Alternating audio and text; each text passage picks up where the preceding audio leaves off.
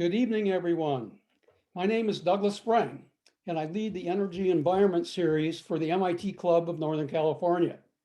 Tonight's event is the ninth and final virtual event of our 2020-21 season, featuring top speakers in the field. Tonight's event features Jamie Alexander, founding director of Drawdown Labs, who will tell us much about what's possible for reducing CO2 and other greenhouse gas emissions as we all struggle to mitigate the effects of climate change. We have enabled live Q&A, and I'll do my best to get as many of these questions to our moderator as I can, although past experience suggests we won't get to all of them. We will also answer many of the questions we got from online registration. I'll be back at the end of the program to wrap up, but now I would like to introduce Matt Trevithick, COO of Google Quantum Computing and a longtime contributor to the club's Energy and Environment series, who will orchestrate tonight's program. Take it away, Matt. Thank you, Doug. My name is Matt Trevithick. I'm a longtime listener, but a first-time moderator. So I ask for everyone's patience as we go through this. But we have a great speaker lined up tonight, and we'll get to Jamie's introduction in a moment. But just a little bit about my background. So I work for Google Research, and I have the great pleasure on working on the large physics projects there. So that includes both Google's quantum computing project, but also our research efforts into nuclear fusion. So we can take those conversations offline. What really had prepared me to moderate this event was that prior to Google, I spent 10 years doing clean tech investing for one of the large venture capital firms, Venrock. And it was through that journey that I got to know Paul Hawken, the great environmentalist and activist. And he was working on a project called Drawdown.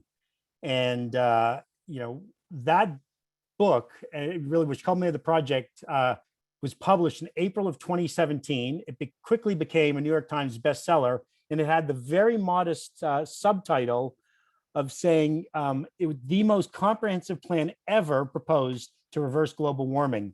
So Paul is not a subtle guy, and this book was eye-opening in the sense that it went through 100 practical solutions for things we could do in the near future to address climate change. And it really increased the diversity of thought around this whole topic. So that was back in 2017. And then so the organizers of this track, as we were preparing for speakers, thought, what about Project Drawdown? What has happened since then? So I connected with the group again. And it turns out, as you might expect, were doing a lot of stuff, but they'd gone a little quiet. And they said, Matt, we have a new secret weapon. We have Jamie Alexander. She's joined our team, and she's building out an effort to take this thinking and bring it into corporations. And it would be terrific if you could get her to speak at your club. But it's not easy to get Jamie to speak. She's very high in demand. So you actually have to apply. And so this is just to give everyone a bit of empathy for what Doug and the organizers go through. And so very graciously, it turns out that Jamie has a connection to the Bay Area, and she accepted our invitation. And I'm really honored to now invite Jamie to the floor here. This was advertised as a fireside chat. So I'm going to ask a couple of questions of Jamie so we can get a sense of what makes her tick. And then she has about 30 minutes of a prepared presentation to go over, which is really cogent. And I think it actually addresses a bunch of the questions that came up by the registrants. And then we're going to open it up to audience Q&A. And I think it's going to be a great way to spend the next 75 minutes. So Jamie Alexander, welcome to the MIT Club in Northern California. Thank you. Thank you, Matt. And that introduction was far too kind. I was sitting here just laughing. The honor is mine to be here. So thank you very much. Well, thank you. So at MIT, we celebrate diversity of all kinds, especially diversity of thought. And you are different from many of us on the call here in that you have the benefit of a very rich liberal arts education. You have studied communications, international relations, and then you actually spent a bunch of time in government service with USAID. So Jamie, what motivated you to study what you studied, and what motivated you to spend the early part of your career, doing international service? Yeah, well, I grew up in coal country in central Pennsylvania.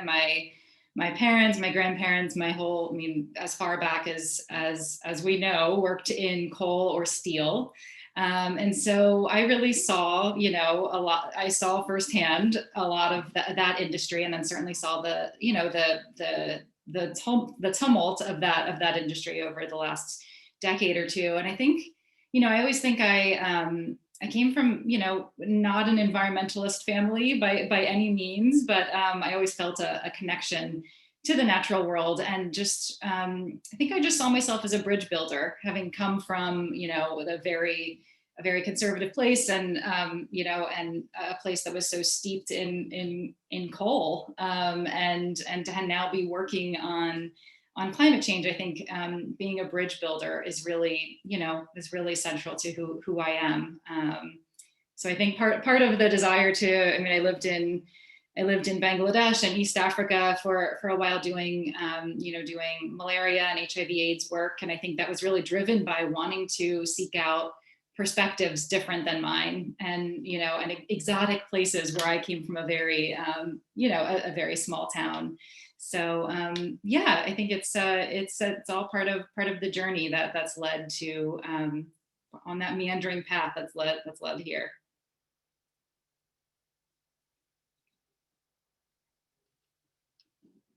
Oh, sorry, I think you might be muted. I am. I was going to say, Jamie, you have lived and worked all over the world in some very exotic places during your time at USAID. Can you tell us just one story, one anecdote that maybe this audience could learn something from, just to share that experience? Is a good one.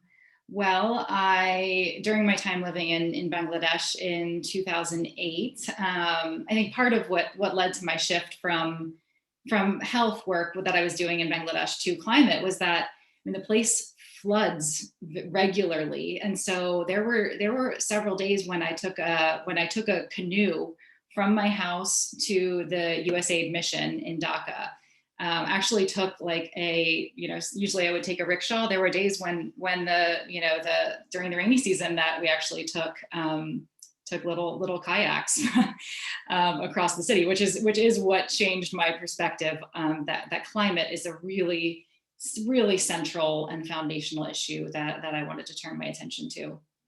Yeah, so now moving forward to the next stage of your career and demonstrating tremendous dynamic range, you spent a bunch of time at Ceres, which is a company that works with some of the world's most influential investors to try to use them as a force of good to drive sustainability into the corporations they invest in. And I know the letters ES and G have gotten really popular recently, and there's a few questions that the guests had asked about that. But can you just describe a little bit about your experience at Ceres and this whole environmental, social, and governance criteria and the impact that's having on the world? Yeah. Well, Ceres works at kind of the intersection of corporations, investors, and policymakers, and really looks to leverage the influence between those three groups to lead to accelerated, you know, sustainability outcomes. And so I worked really deeply, you know, using different leverage points to try to encourage companies to set ambitious emissions reductions targets. The power of investors to, you know, to encourage, encourage companies to do that is really, really powerful.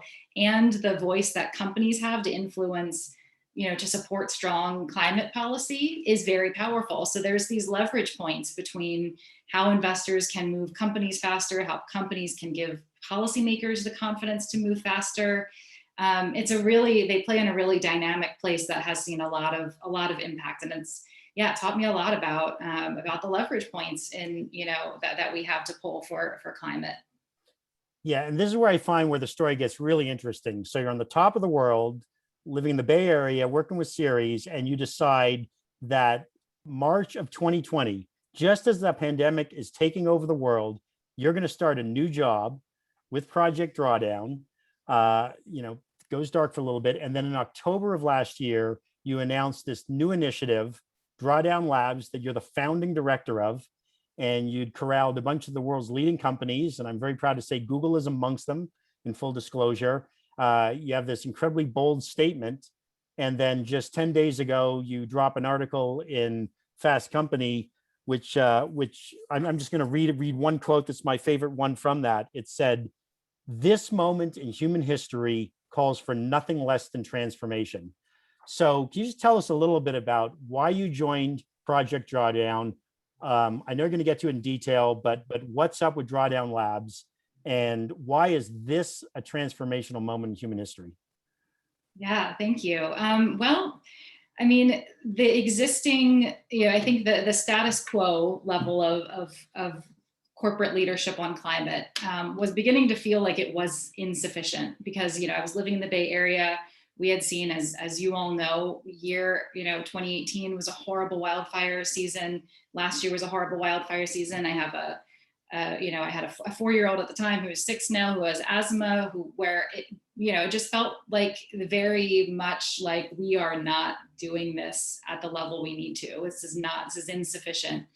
And so Drawdown Labs was an opportunity to really try to reframe what leadership really needs to look like, and what rises to the magnitude of this moment in terms of the climate crisis, which is essentially everything we know and love. And so I think it was the culmination of feeling the visceral, real impacts of climate change, as we all are, and feeling like I'm working with these large corporations who are supposedly climate leaders, yet emissions are continuing to rise. What's going on? And Drawdown Labs was an opportunity to really get creative, to get really super ambitious, and to focus on solutions, to focus on, okay, it's good to set, to set goals and long-term targets, but we have climate solutions in front of us that we need to be scaling today, and we need to be replacing the things that are no longer compatible with this, in this era of climate change with climate solutions. And so Drawdown Labs was an opportunity to really focus on solutions and take action today. Well, Jamie, I have so many more questions I could ask you, but I think you addressed a bunch of them in your presentation. So why don't we shift to that and spend the next 30 or so minutes going through, the good work that you've prepared for us.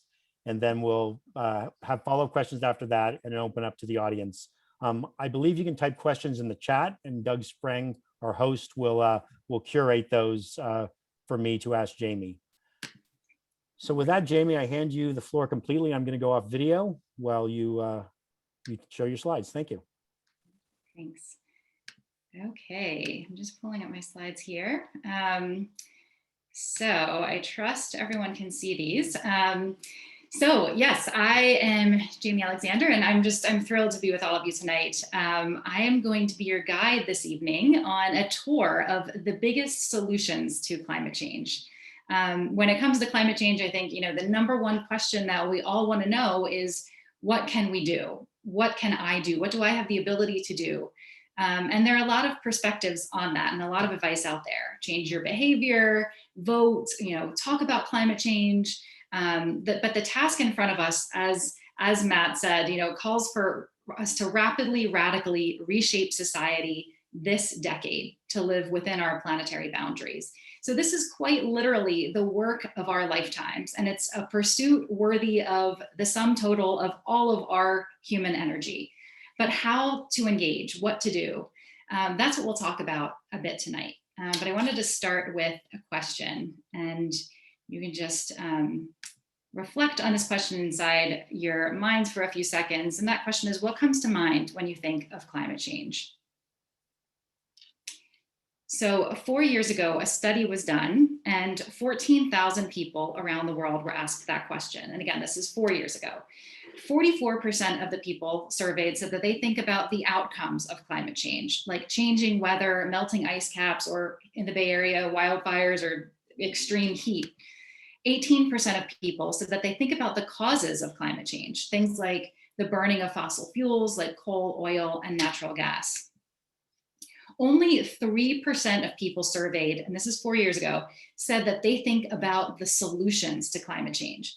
And that is the key problem that led to the founding of my organization, Project Drawdown, and the publishing, as Matt mentioned, of our New York Times bestselling book, Drawdown. So the effort that led to this book was a team of researchers around the world who scoured humanity's wisdom to identify the 100 practices and technologies that, when scaled together, could not only limit global warming, but could reverse global warming.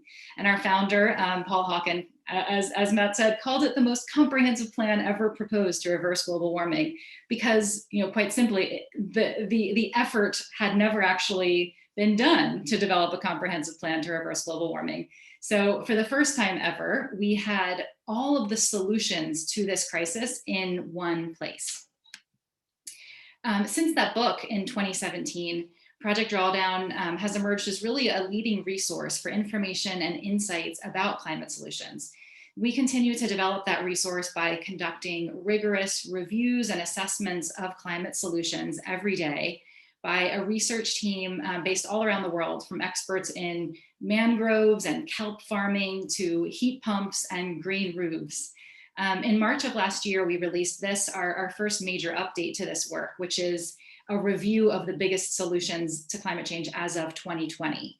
So we looked at what had changed, what new solutions had arisen, where is investment most needed, and this publication is available for free as a download on our website.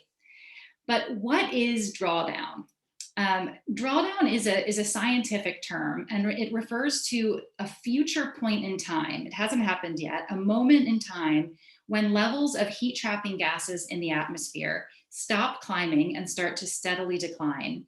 It's a critical turning point for life on Earth, to one of coming back from the brink and back into balance with the Earth's natural systems. And it's a turning point that we need to reach as quickly, safely, and equitably as possible. And when is this future moment in time going to occur, you might ask? When can we expect to achieve drawdown and reverse global warming and all of these impacts that we're already seeing around us? Well, that's what our team set out to determine. So our team modeled out two different scenarios, and I'll talk about what we found out a bit later. I'll come back to the when we can achieve drawdown, but I want to start with how. How can we reach this moment in time when we actually reverse global warming? Well, to reach drawdown, we need to work on all aspects of what we call the climate equation. This won't be new to many of you, but let's start by imagining that the rectangle here is the amount of heat trapping gases that human beings put into the atmosphere every year. Here on the left-hand side of the screen is where those heat trapping gases come from. So these are the biggest sources of electricity, including electricity production in orange, food, agriculture, and land use in green, industry in blue, transportation in that teal color, and then buildings in purple.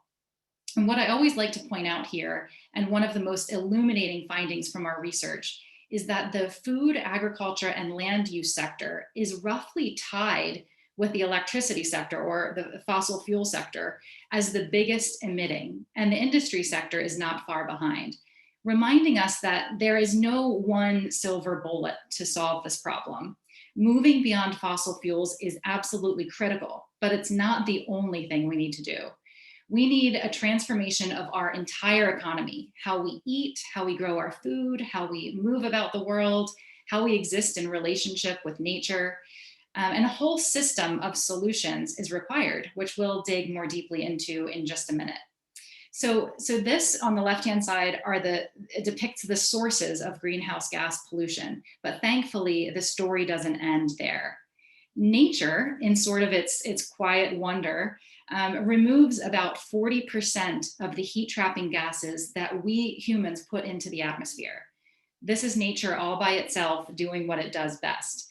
And I'm going to say that again because I think that is so astounding, that nature alone, without any of us doing a thing, removes about 40% of the greenhouse gases that we put into the atmosphere every year. So nature is pretty important to our climate future. But 60% of those heat trapping gases then are left behind, creating a thick blanket around the planet. So knowing where those gases come from and where they go helps us to identify the suite of climate solutions that we can implement to reach drawdown. So we need to reduce the sources of greenhouse gases. These are the solution areas across the top of the screen, solutions to shift the biggest sources of emissions. We need to support the sinks of carbon dioxide found in nature. And we need to help society achieve broader transformations that will not only help us achieve drawdown, but are things that we all want anyway. Gender equality, voluntary reproductive health care for women and girls, high quality education. These are things that are good for society and human beings, and they also lead to reduction in greenhouse gases. So these three interconnected areas of action, reducing sources, supporting sinks, and improving society, illuminate the reason that Project Drawdown exists, that we need a mosaic of solutions implemented together to reach drawdown. Not just solar panels, not just electric cars, but in our most recent assessment, 80 climate solutions that we already have in hand today that, when scaled ambitiously, are up to the task of limiting global warming to the level that the science calls for. And depicted here, you can see that the size of the bubble represents the maximum potential emissions reductions in CO2 or CO2 equivalent. And each of these solutions have different levels of agency. Some are relevant for individuals to affect, others require the coordinated might of governments or large corporations. As humans, we tend to want to find the silver bullets, or those one or two things that we can fix. And certainly some are more impactful than others.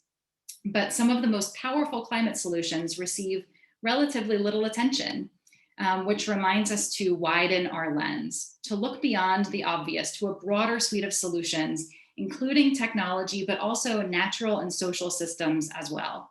And this slide is a depiction of the 80 solutions around the outermost circle, which you are not expected to be able to read. But we'll take a brief tour now of what these 80 climate solutions are that we already have in hand today.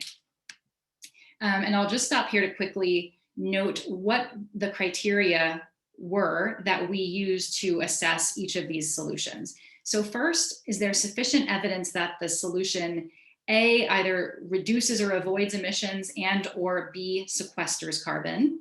So that's the first, is it scientifically valid? Two, is there sufficient evidence that the solution is or will be a sound financial investment? Three, are there a sufficient number of examples of the technology or practice being implemented in different parts of the world? Four, are there cascading benefits and few potential negative consequences to adoption? And fifth, does it have the potential for at least 0.5 gigaton of CO2 equivalent reduced and or avoided over 30 years? So these are the criteria that we use to analyze many climate solutions to come up with the 80 that our team included in our most recent research. So with those criteria in mind, we'll start our tour of the world's solutions to climate change, starting with electricity. So as you all know far better than I do, society, since the emergence of electrical systems, has created most of its electricity by using fossil fuels, which of course has led to incredible developments and improved our lives in many ways, but has led to carbon dioxide spilling into the atmosphere as a byproduct. But thankfully, as we all know, we have solutions to shift to. So here we see the solutions to this electricity problem. Again, we organize our climate solutions by sector and by subgroup within the three overarching areas for action. Right now we're in reducing sources, and then we're within the electricity subgroup. So again, the size of the bubbles are the size of the relative degree to which each of these solutions will reduce emissions. Two main areas include shifting production and enhancing efficiency.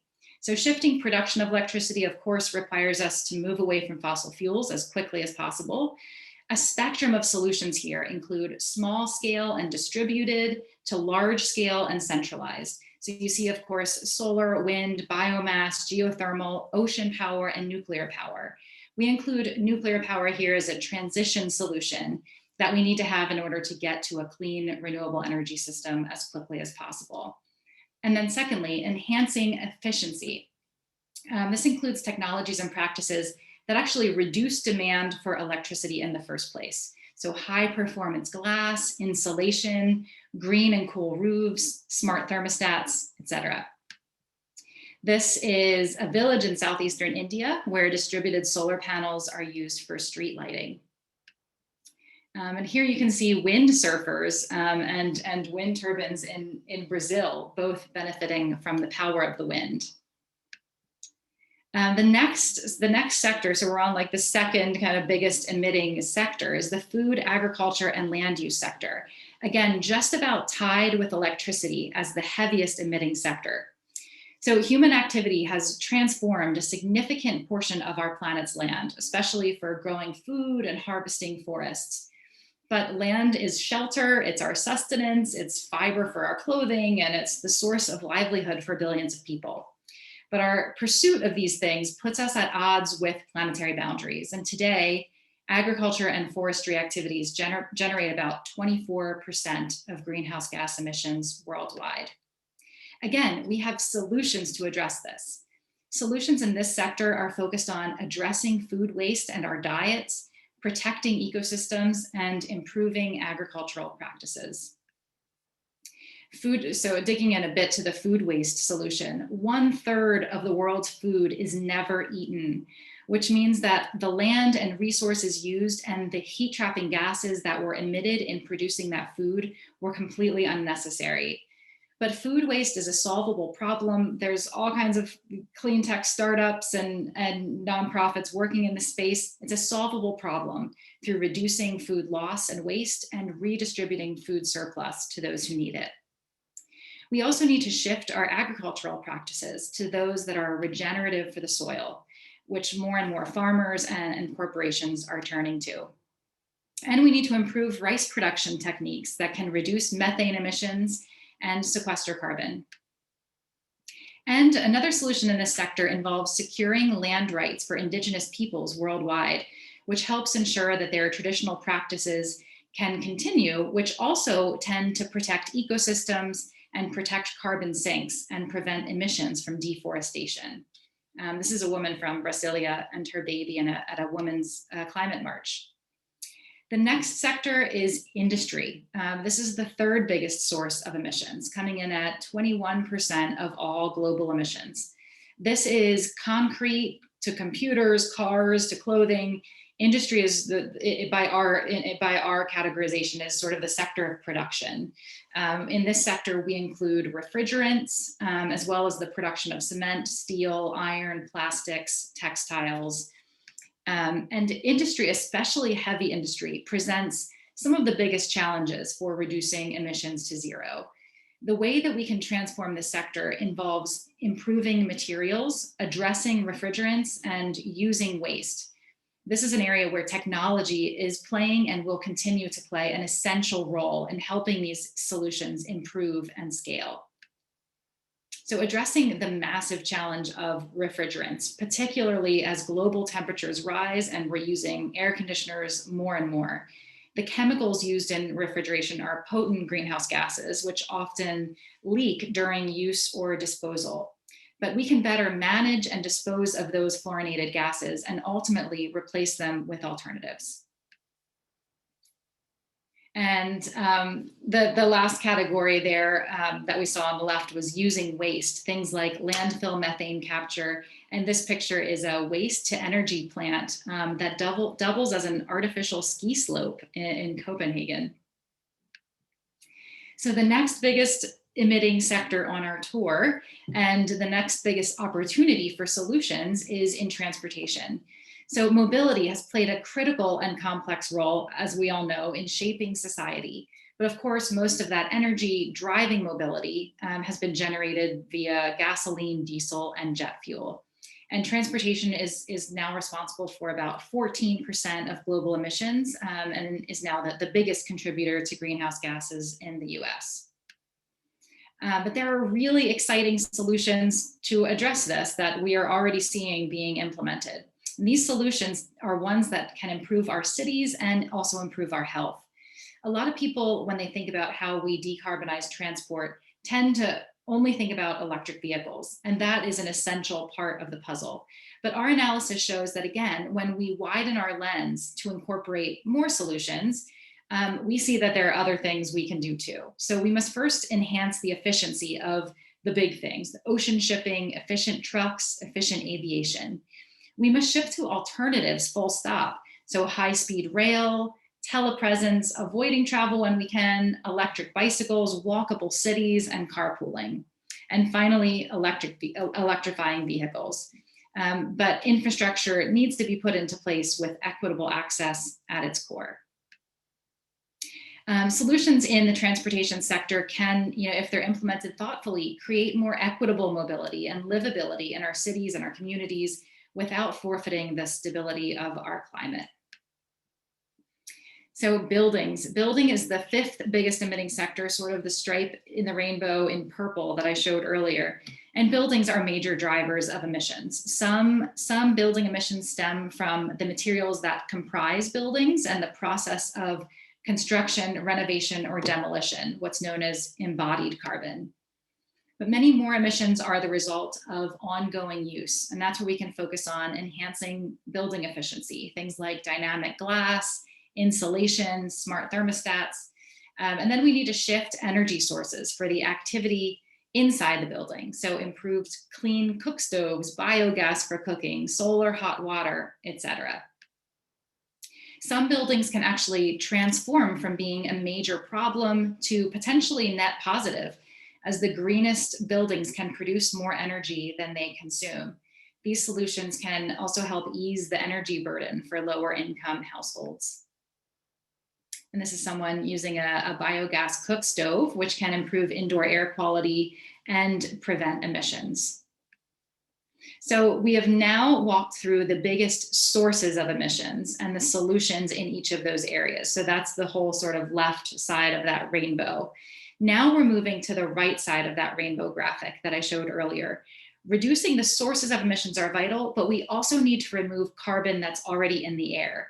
And I'm not talking yet about direct air capture. I'm talking about nature. Nature provides a great solution. Plants and healthy ecosystems have an unparalleled capacity to absorb carbon through photosynthesis and store it in living biomass. So let's walk quickly through the biggest climate solutions in the land sinks category.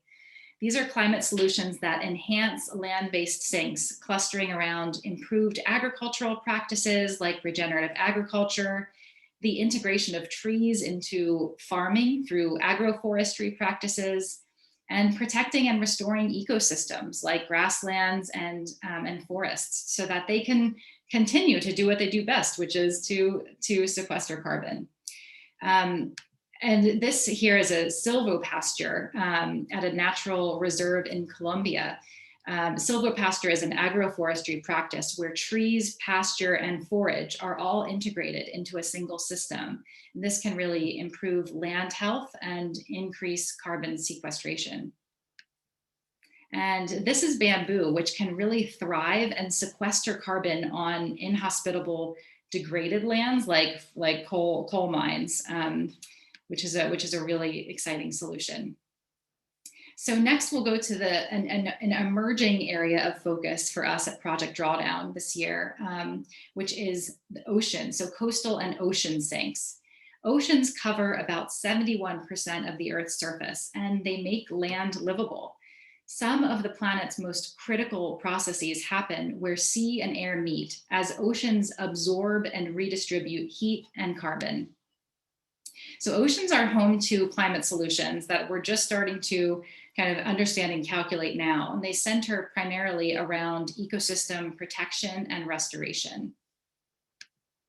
This is a kelp forest along the southern California coast, which has benefited from restoration efforts, but will continue to struggle as our waters continue to warm. And this is my picture from a mangrove forest in Chittagong, Bangladesh, where mangroves sequester huge amounts of carbon, and protecting them inhibits degradation and protects ways of life, as you can see here. The last area is engineered sinks. So these are the sinks that human beings kind of design using technology. They were evaluated in our assessment as what we call a coming attraction, because according to the 5 criteria that I listed earlier, for the most part, they didn't quite meet our standard. Issues of cost, scale, and the energy required all remain sort of in the balance.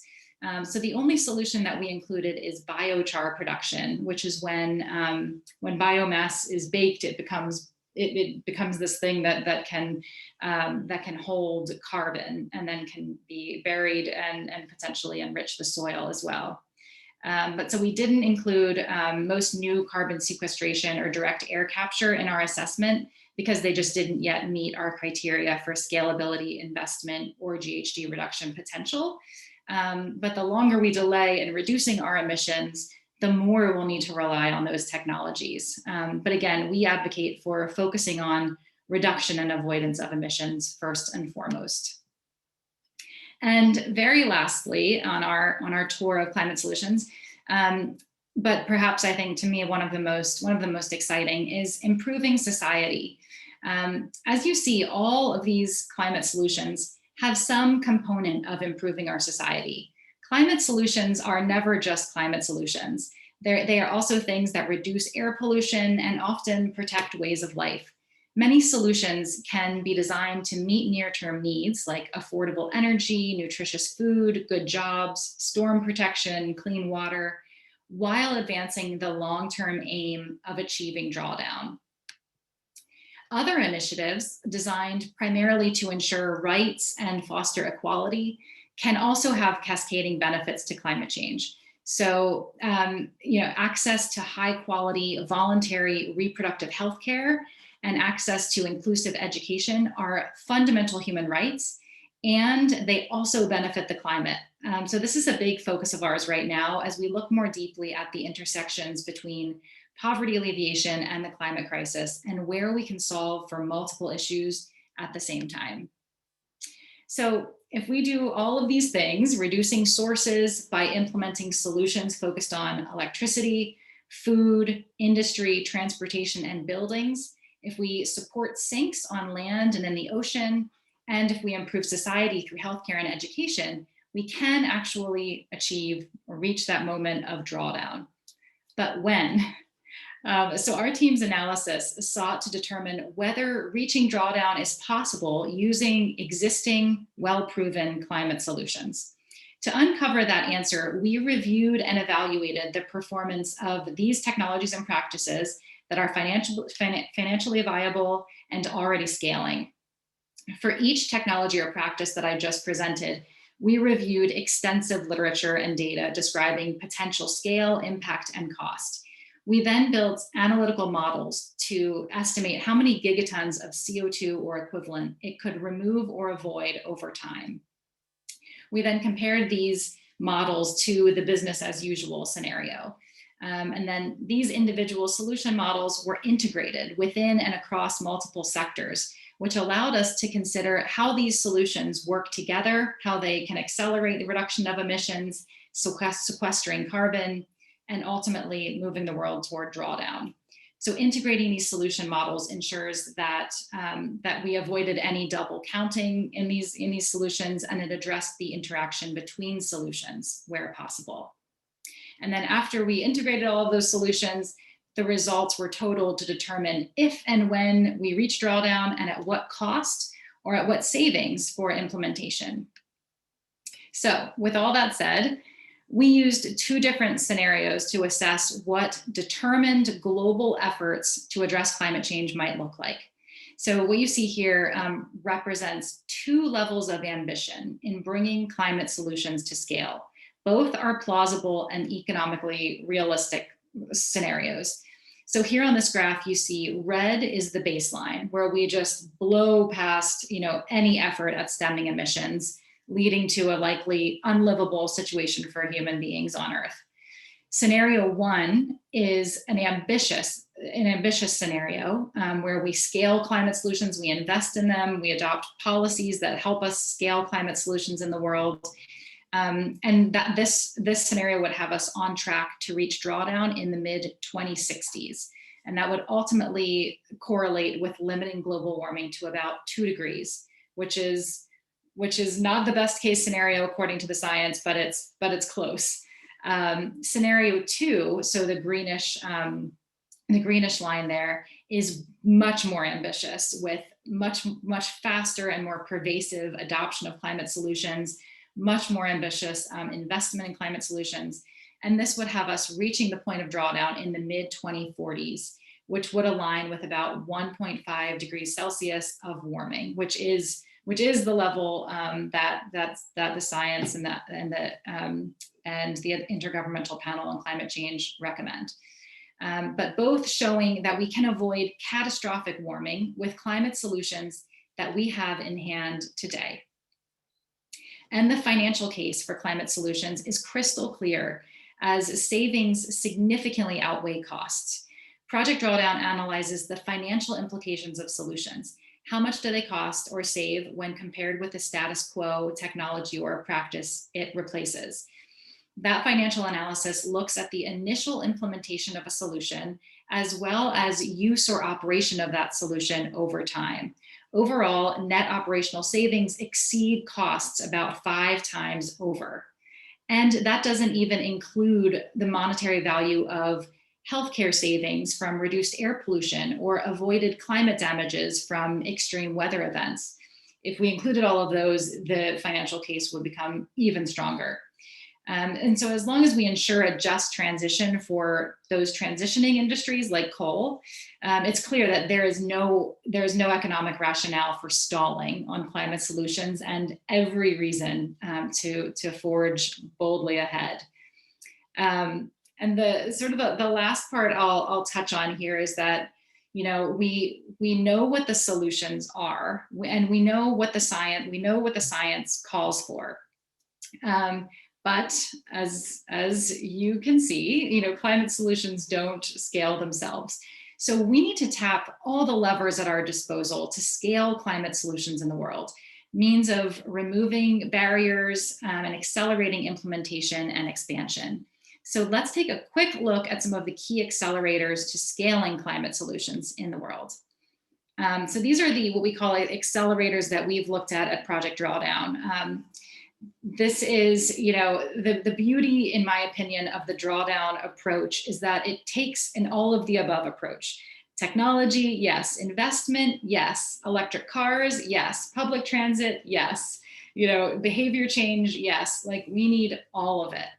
And so in the coming year, one piece of work that my team will be doing is to look at each of those 80 climate solutions and say, okay, for these 10 policy changes are the most key thing that we need to do.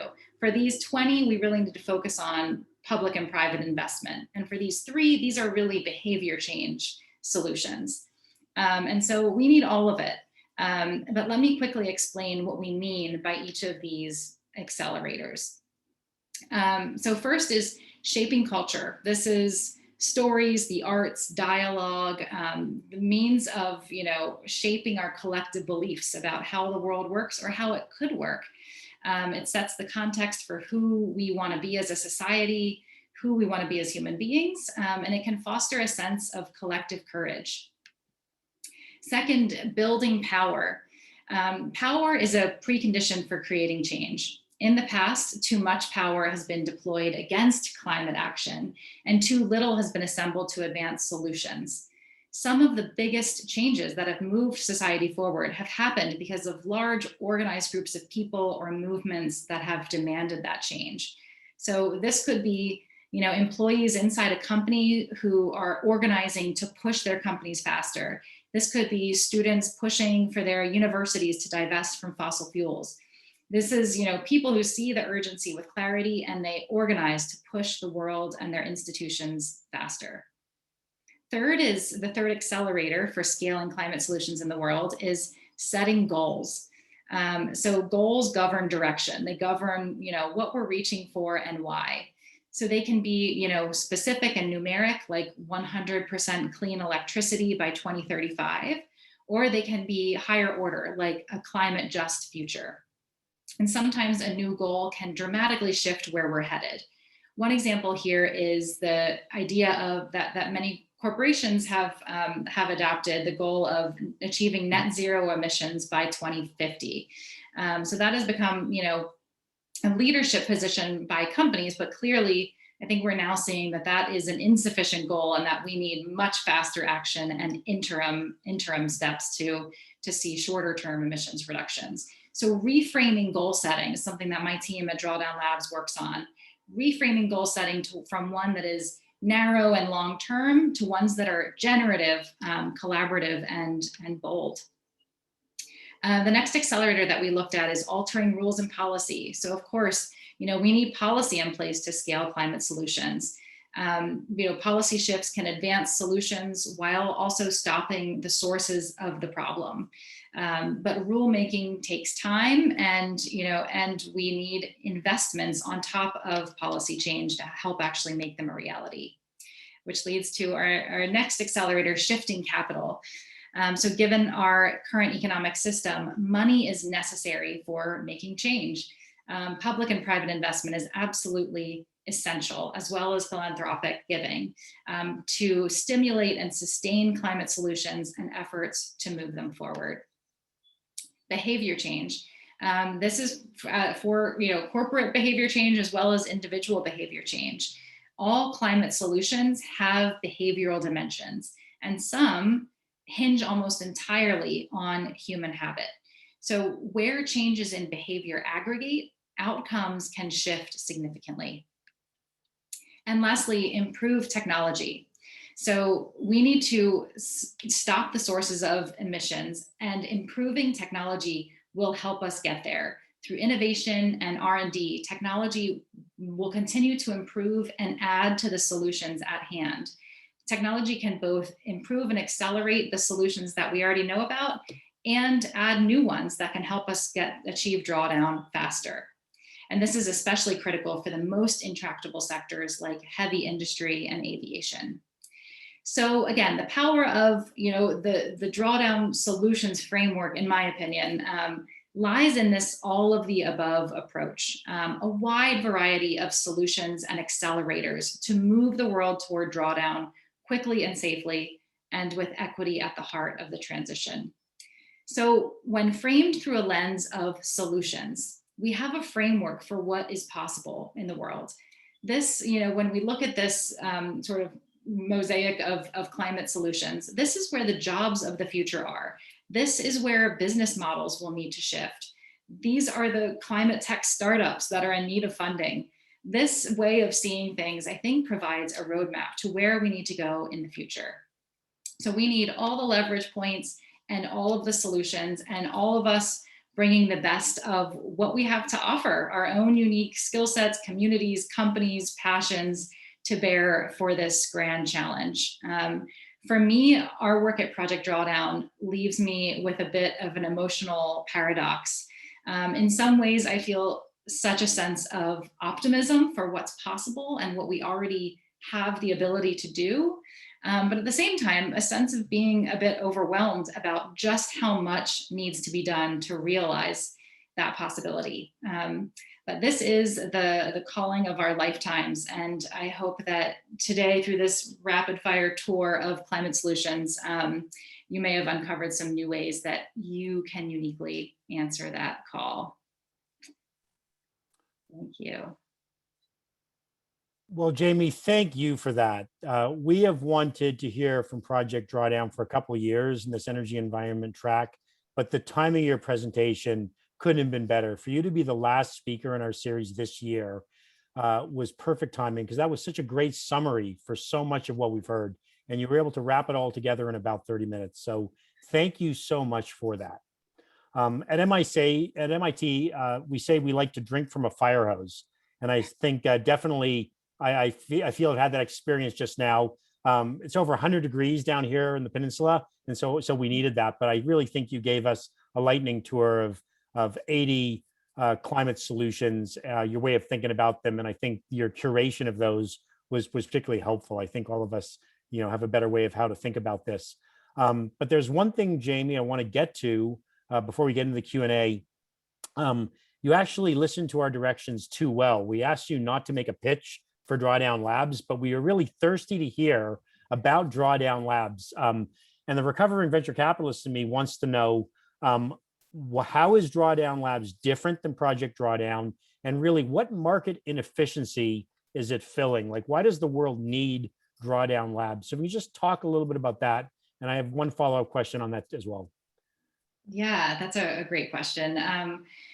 So Drawdown Labs is Project Drawdown's experimentation hub, I would say, sort of our innovation hub. It's where we experiment and pilot new ideas. Until we launched Drawdown Labs, Project Drawdown had primarily existed as a research and communication organization. So we researched climate solutions and we communicated about them to the world, and people all over the world picked them up and did things with them. But I think we started to see that things weren't moving fast enough. And so we thought, let's see how we can help with our research team, with our research expertise, with the data and the relationships and the framework that we have. And so Drawdown Labs is the way that we're experimenting with several of those accelerators that I mentioned. So we run right now a coalition of companies. We're also launching an investor track shortly. So the work with companies is largely to figure out how we can take some of the world's most ambitious companies, the companies that have the most ambitious climate commitments, and say, okay, let's go beyond just this idea of doing less bad over time. Like the climate crisis is too, it's too critical to just think that we can like slowly reduce our emissions over time and that's going to be sufficient. We need leaders to do much, much more than that. And so we've taken this group of really ambitious companies, of which Google is one, and said, okay, how can we actually move beyond just this doing less bad approach into one that actually uses your resources, your business models, your employees, the leverage that you have to actually help accelerate the deployment of climate solutions in the world. And so that's what we're experimenting with our business partners right now. Jamie, typically, do companies come to you or do you pitch the companies? Like, where's the pull coming from? Yeah, we have a bit of both. I'd say it's a very highly curated group that we're working with, which is a couple demonstration cases across each one of our solution sector areas to really demonstrate what's possible. So, I mean, since we mentioned Google, I mean, with Google is a company that has enormous, vast influence and reach and scale. And so, I mean, I think the work that Google is doing right now around, looking to electrify, to green the electrical grid in all the places that Google, Google as one of the biggest energy consumers, can really play a huge role in greening our electrical grid for not just Google, but for the world. And they're the 1 billion users that Google reaches. How can we actually leverage that communications and apparatus and infrastructure to really mobilize people and help the world achieve drawdown, not just working inside of a company, the company's four walls. I have to say, Jamie, I was incredibly proud of the fact that our CEO, Sundar Pichai, at the end of his opening keynote for our annual developer conference, Google I/O, he closed the keynote with a 5-minute segment on Google's sustainability commitments. And what was remarkable was for a leader of a company of that scale to commit to running all of its operations with carbon-free energy by 2030 is remarkable. So whatever role you and your organization had to play in that, thank you. I can tell you, we have some amazing people working on that initiative inside Google. We don't know fully how we're going to get there, but in the spirit of a moonshot, when the leader sets the goal, it really motivates people to get there.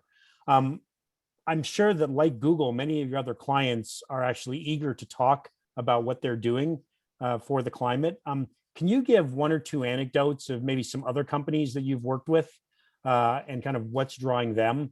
And the final thing I'd like to ask is maybe part of this is, how does the sales pitch go, and who do you sell to? Do you sell to the board of directors, the CEO, the chief sustainability officer? Like, how does that work? So maybe a two-part question.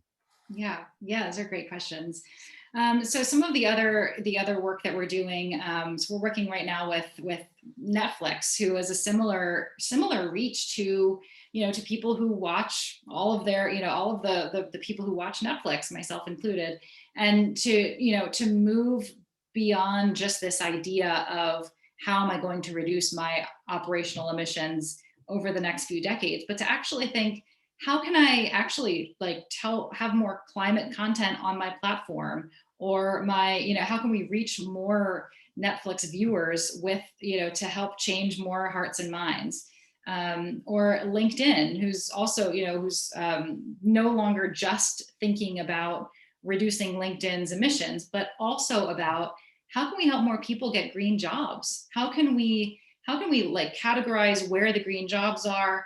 Who wants green jobs, where they are? We have so many things that need to be done, and people who want to work on this. So using companies, superpowers to help solve this problem is really the place that we play. And we primarily work, just to your second question, with chief sustainability officers, but also part of our mandate is really to reach beyond that, to say we need lots of skill sets. We need, designers and coders and fleet operators, and we need, all kinds of skill sets to bring to bear to this. So part of it is also helping more people find their inroad to this issue. All right, Jamie. So we've got questions flowing in from the audience. So I'm going to start to pick a few of these. We do not advertise to our speakers that this conference series is a sales channel, but you never know who's in the audience. We have entrepreneurs, corporate executives in the audience, and we've now been directly asked, how does a company or an individual engage with Drawdown Labs and your activities? So this is your chance to make a shameless plug to connect with you. You can talk to me after the show. We do. I mean, yeah, it's usually it's a conversation that we have. We really like to understand the ambition of a business. We work with large and small businesses. We work with, Impossible Foods and Allbirds. And so we really want to be able to show what's possible across the spectrum. But it's really a process of, kind of understanding how can Project Drawdown help? Like, how are we well positioned to, to address the issues that your company is facing? And does it feel like a good, mutually beneficial, mutually helpful match? So yeah, it's kind of an iterative process of figuring out if it's a good fit. Yeah. So Jamie, I don't want to put you on the spot here. You can think about this. If an answer is easy, feel free to give that as well. There's been a bunch of requests for the slides. Can you make those available to this group?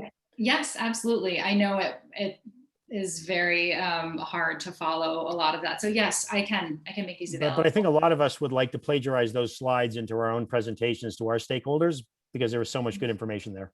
Absolutely. And that's part of our mission is that this should be out in the world and used for all kinds of purposes in different contexts. So yes, I can definitely share all of these slides. Terrific. And another question was, would you mind if your contact information is shared with this audience? Is that okay too? Absolutely. Okay, maybe the producer can put that in the chat, and maybe you could include that in the slides that get distributed.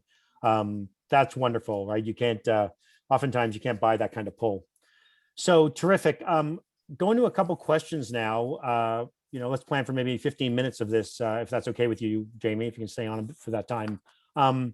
So what I most remember of the Project Drawdown book in 2017 was our world here in Silicon Valley, and probably, my myopic perspective as an MIT alumnus, is it was technology, technology, technology.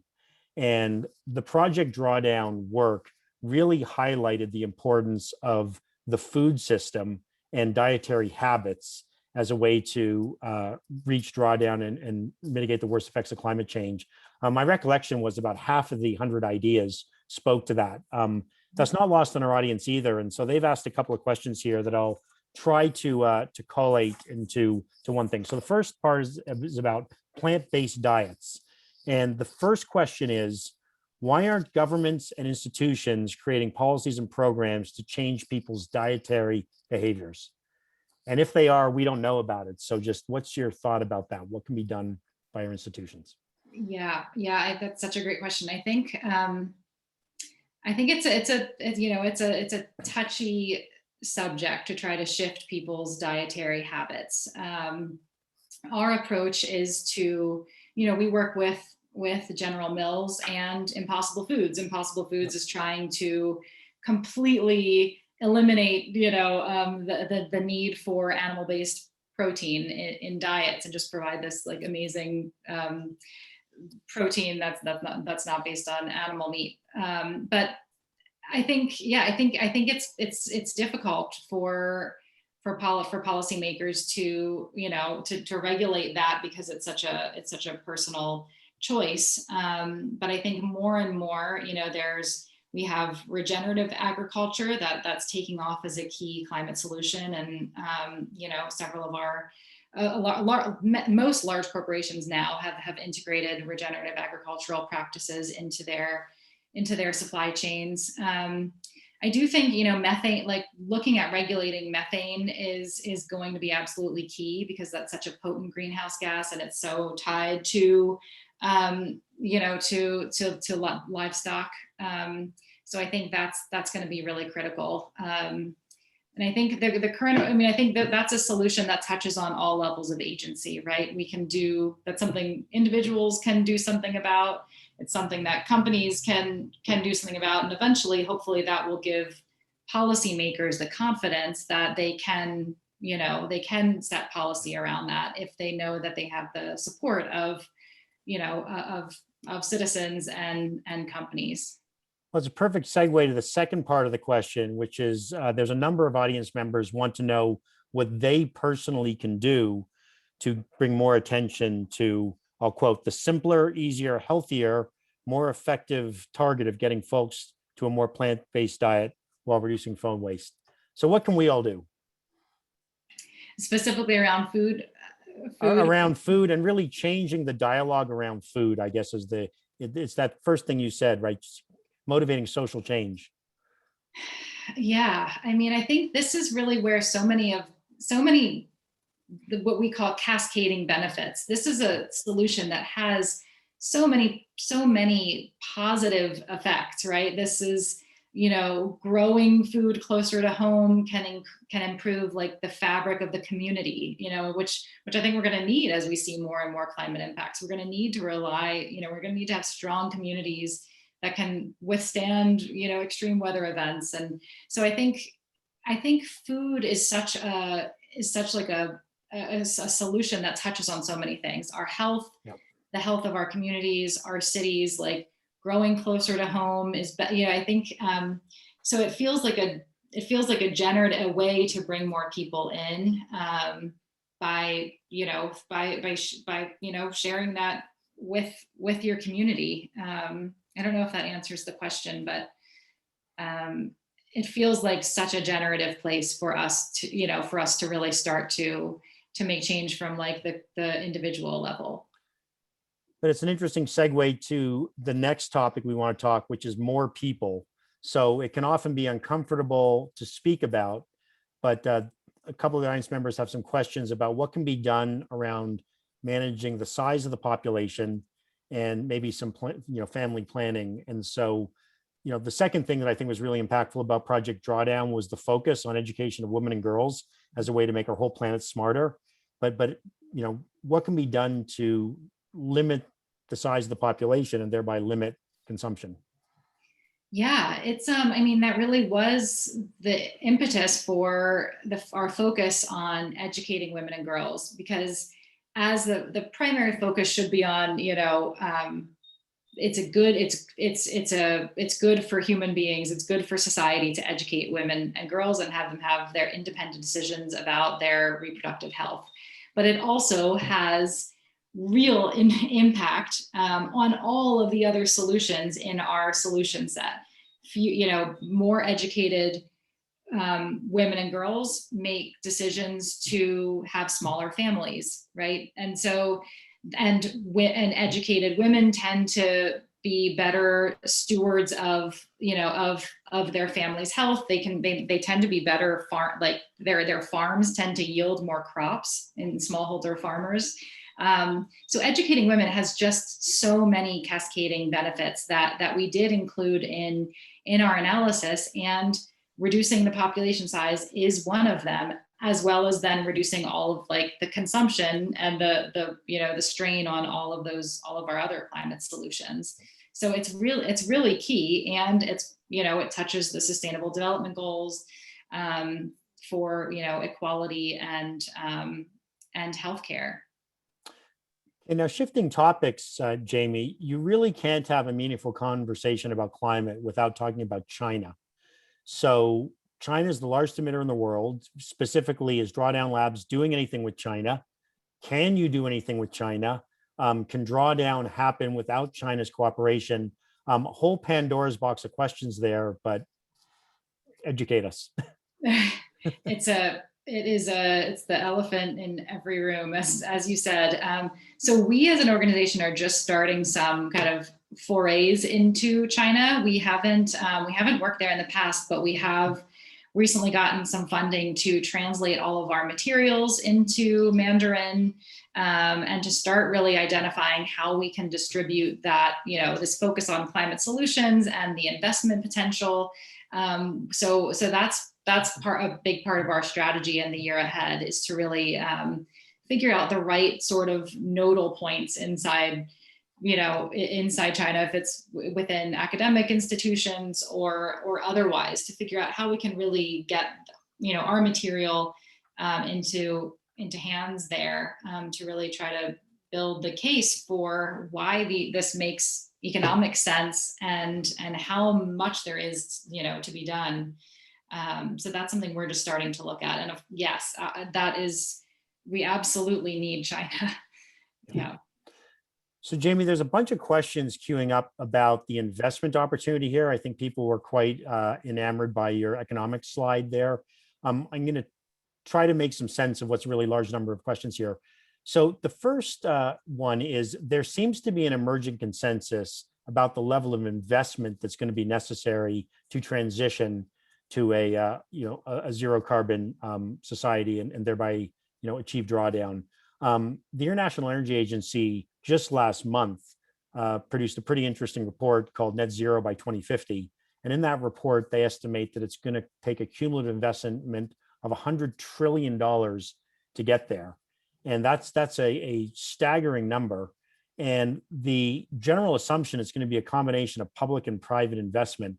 But I guess there's a two-part question. So one, how much is the transition going to cost in terms of outlay? You had a number that was smaller than that. And so just make sense of what's the difference between your number and 100 trillion. Yeah. And then the second part of that, okay, I know it's getting complicated. So why don't we stop there? Let's just go with that. So the cost of transition into a zero carbon future around the middle of the century seems to be creeping upwards. And just what's your thinking about that cost? Yeah, it's definitely creeping. I mean, the longer we delay, the more it will cost, and the more negative, the more the last year's wildfire season or hurricane season, I mean, the more it'll cost in terms of negative impacts. I think our assumptions were based on that full system being implemented together, the full suite of climate solutions that we have evaluated being implemented together. And so I don't know, I don't know of what the IEA's approach was, or how they arrived at that number, but I wouldn't be surprised if it has, our analysis was from 2020.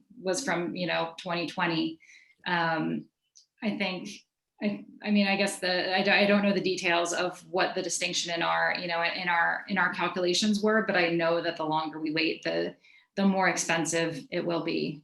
Yeah, well, they're very large numbers either way. Another question we have, do you expect the bulk of this cost to be covered by public funding sources, or can private companies play a big role? Like, what do you expect the ratio to be if you had a crystal ball? I think private investment is going to be absolutely critical. And we're seeing, I mean, we're launching a work stream around this. I mean, investors want to know how they can most effectively deploy capital for the most effective, the fastest climates. Like, where can they? What do they need to do? Like, I think a lot of investors now want to be the most efficient that they can with capital and deploy it for the best climate solutions. And so that's something that we can help advise on. What are the timescales of different climate solutions? Which ones are most in need of scaling, where we can see the most impact now. So that's a new line of work for us, and I think it'll require public and private investment. I don't know that I could make a guess on the ratio, but I certainly see private investment really stepping up now. Jamie, if you're advising a venture capital fund, where would you place your bets? Wow. In terms of climate, so like which climate solutions do I see? People are looking for investment tips, and so I tried to massage that a little bit. But Yeah. let's just make this more personal. If you're investing your family's own money, where would you place those bets? Yeah, I mean, I think transportation is a really exciting one. I think we're really looking at, there have to be moves in aviation and sustainable. I think transportation to me is the most exciting, and we're seeing a lot of startups working in that area, and a lot of funding going to that area, and of course food as well. But I think, to me, transportation over the longer term is one that could really be it's a game changer with the right levels of investment. Terrific. So Jamie, we committed to give the floor back to Doug at 6:15. We're a few minutes away from there. I'll have one public service announcement and then the final question for you. So the organizers have confirmed that the slides will be made available. The complete talk has been recorded, and we can't share Jamie's address on the global chat because it's been disabled. But fortunately, she has a simple email address. It is her name, Jamie.Alexander at drawdown.org. Jamie.Alexander at drawdown.org. She's reachable on LinkedIn as well, so you can connect with her. And my final question for you, Jamie, is this one. Given your vast experience and all you've seen and the connections you have and the research you have access to and the team behind you, if you were queen, what would you do? Oh, may it be so. Let's see. If I were queen, I think I would tomorrow declare a full-scale World War II scale mobilization toward reaching drawdown. I mean, where every business model shifts to helping, to how we're going to solve this. Every curriculum shifts to how we're going to to climate solutions. That there is a full global scale mobilization toward climate solutions. And then, I think there's always this tension with growth, with economic growth. And so if we actually shift business models toward helping solve the problem, putting business models to work for climate solutions, then there's no conflict with growth. Then the more companies grow, the better, the more that carbon emissions are decreasing and the more climate solutions are scaling in the world. And we quite literally need everyone. This problem affects everyone, and everyone has something to contribute to it. So I would love to see a full-scale mobilization toward for every aspect of society toward scaling climate solutions and replacing the obsolete things that just aren't compatible with the future that we all need. Jamie, thank you so much for that. May it be so. And thank you and your colleagues for the work they do at Project Drawdown and Drawdown Labs.